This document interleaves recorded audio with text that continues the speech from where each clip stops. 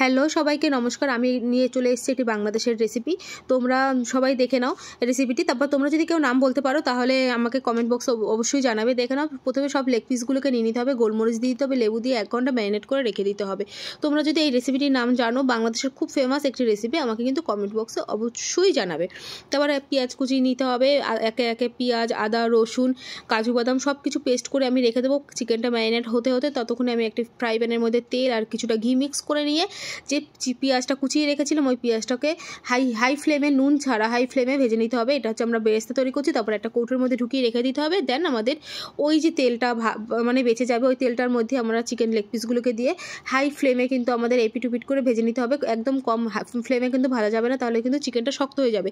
দেন আমাদের পেস্ট করে রাখা মশলাগুলো আমরা একে একে মিক্স করবো। পেঁয়াজ বাটা, রসুন বাটা, আদা বাটা, কাজু বাদাম, ফেটানো টক দই সব কিছু, লঙ্কাগুলো সব কিছু দিয়ে আমরা খুব ভালো করে মিক্স করে নেবো। দেন আমরা একটা কড়াতের মধ্যে তেল নিয়ে নেবো, ঘি নিয়ে নেবো। তেল দিয়ে নেওয়ার আগে আমি একটা কথা বলে দিচ্ছি, এটা কিন্তু অবশ্যই তোমরা অবশ্যই একবার কিন্তু আমি বলছি অবশ্যই অতি অবশ্যই একবার তোমরা ট্রাই করে দেখবে বাড়িতে। আশা করি সবার ভীষণ ভালো লাগবে।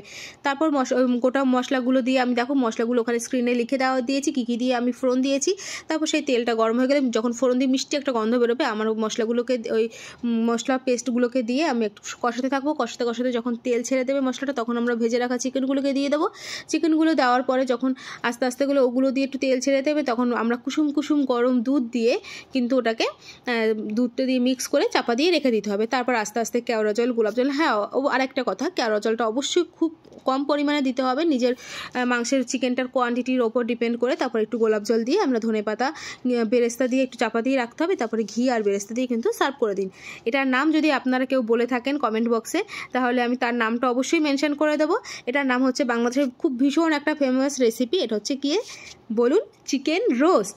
দেখুন আমি অলরেডি স্ক্রিনে দিয়ে দিয়েছি, এটা হচ্ছে চিকেন রোস্ট, বাংলাদেশের ভীষণ একটা ফেমাস। আপনারা এটা অবশ্যই বাড়িতে তৈরি করে একবার খাবেন, আর খাওয়ার পর অবশ্যই জানাবেন কেমন লাগলো।